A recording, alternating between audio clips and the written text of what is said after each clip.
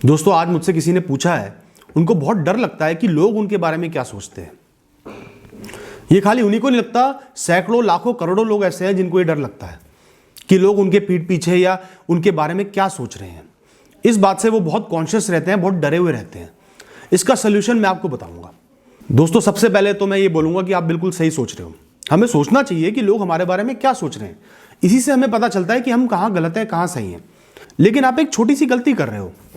एक इंसान अगर आपको आपके लुक्स के बेसिस पे, एक मीटिंग के बेसिस पे, एक छोटी सी गलती के बेसिस पे या किसी के चार बातें सुनने के बेसिस पे अगर कोई इंसान आपको जज कर रहा है तो वो इंसान निहायत ही इमैच्योर है। ऑब्वियस सी बात है, एक इंसान क्या एक गलती से जज हो सकता है क्या? एक इंसान को जज करने के लिए बहुत टाइम लगता है, उनको समझना पड़ता है, उनके साथ टाइम बिताना पड़ता है, उनकी 10 चीजें देखनी पड़ती हैं कि वो क्या रिएक्शन दे रहे हैं, किस टाइप से परफॉर्म कर रहे हैं। एक गलती के बेसिस पे या एक एट्रीब्यूट के बेसिस पे, क्या एक लुक के बेसिस पे इंसान को जज कर सकता है? कोई भी नहीं कर सकता। जो कर रहा है वो बेवकूफ है, इमैच्योर है। अब अगर एक आदमी गलती करता है तो वो गलती है, और 10 आदमी अगर गलती करते हैं तो वो सही बन जाता है। ऐसा नहीं है। अगर 100 आदमी भी एक गलती कर रहे हैं तो वो गलती ही रहेगी। अगर 100 आदमी आपको गलत बात पे, गलत एट्रीब्यूट पे, सिंगल एट्रीब्यूट पे जज कर रहे हैं तो वो गलत है। तो गलत इंसान से जज होने के डर से आप सबसे बड़ी गलती कर रहे हो। आपको ऐसे इंसान से जज होने पे कॉन्शियस होना नहीं चाहिए, बल्कि आपको उस इंसान को जज करना चाहिए कि वो कितना बड़ा मूर्ख है, इमैच्योर है। अपना सम्मान करना सीखो। आप एक गलती नहीं हो, या आप अपनी एक गलती से डिटरमाइन नहीं हो सकते।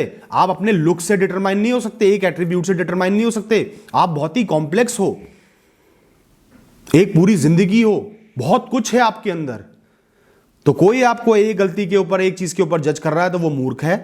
मूर्खों की बात से प्रभावित होना उससे भी बड़ी मूर्खता है। अब आप एक बात बताओ, कई लोग हैं वो बहुत अच्छे से कम्युनिकेट नहीं कर पाते। शायद लैंग्वेज में कोई प्रॉब्लम हो, शायद थोड़े इंट्रोवर्ट हो, कोई भी रीजन हो सकता है, बहुत अच्छे से कम्युनिकेट नहीं कर पाते। अब क्या आप उनको जज कर लोगे कि ये इंसान मूर्ख है, किसी लायक नहीं है? हो सकता है वो इंसान जीनियस हो सकता है वो इंसान बहुत बड़ा आर्टिस्ट हो सकता है बहुत ही अच्छा इंसान हो, बहुत ही अच्छा दोस्त, अच्छा कोलीग साबित हो, अच्छा इंप्लॉय साबित हो। पूरे चांसेस हैं। लेकिन आपने सिर्फ उनको एक एट्रीब्यूट पे जज कर लिया कि ये बहुत अच्छे से कम्युनिकेट नहीं कर पाता, तो इंसान बेकार है। तो क्या आप सही हुए? नहीं हुए ना। इसी तरह कोई भी इंसान अगर आपको एक एट्रीब्यूट पे जज कर रहा है तो वो इंसान गलत है, और अगर आप उस बात से प्रभावित हो रहे हो तो आप उससे भी ज्यादा गलत हो। अब बात रही जेन्युइन जजमेंट्स की। आपके सीनियर्स, आपके बॉस, आपके फ्रेंड्स, आपके कोलीग्स, आपके रिश्तेदार अगर आपसे बहुत सारे इंटरैक्शंस के बेसिस पे आपको जज कर रहे हैं, जज मतलब नेगेटिवली जज कर रहे हैं, आपकी कमियां बता रहे हैं, तो वो आपके लिए बहुत ही बड़ी अपॉर्चुनिटी है। एक इंसान अपनी कमियों को खुद कभी भी पहचान नहीं सकता, दूसरे ही पहचानते हैं। जिस इंसान ने आपके साथ टाइम बिताया वो बता रहा है कि तुम यहां गलत हो, तो आपको इंट्रोस्पेक्ट करना बहुत जरूरी है।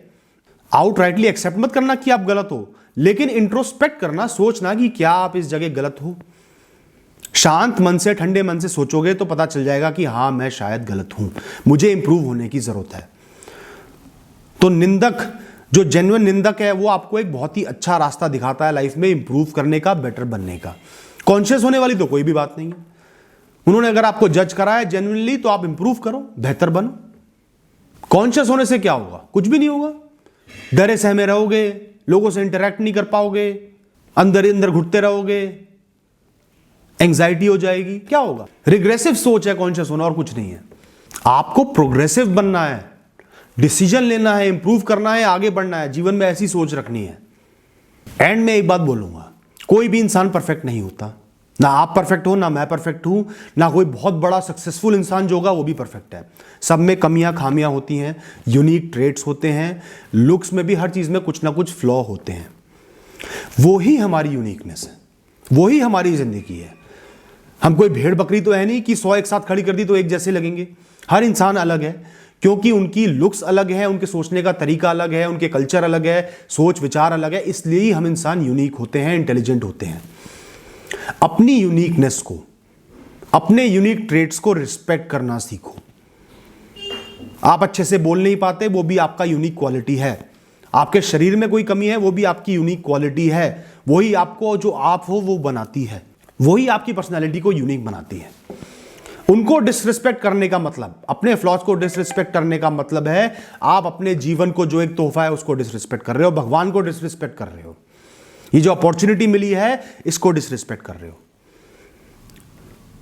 जीवन में सबसे जरूरी है जीवन, ये एक तोहफा है भगवान का दिया हुआ, इसकी हमेशा रिस्पेक्ट करना, अपने आप को हमेशा प्यार करो। आप अगर अपने आप को प्यार नहीं कर सकते, पसंद नहीं कर सकते, वैल्यू नहीं कर सकते तो कोई भी नहीं करेगा, कितने ही एफर्ट्स डाल लो कोई भी नहीं करेगा। अपने आप को वैल्यू करो, अपने आप को पसंद करो, अपने आप को रिस्पेक्ट करो। उसके बाद कोई आपके बारे में सोच रहा है, क्विकली सोच रहा है, एक दो चीजों के बेसिस पे सोच रहा है तो वो गलत है, उसकी बातों को वैल्यू करना बेवकूफी है। कोई इंसान सोच समझ के आपका क्रिटिसिज्म कर रहा है, आपको कोई बात समझा रहा है तो इंट्रोस्पेक्ट जरूर करना, इंप्रूव करना, बस कॉन्शियसनेस को हटा के फेंक दो, इंप्रूवमेंट पे फोकस रखो। All the best.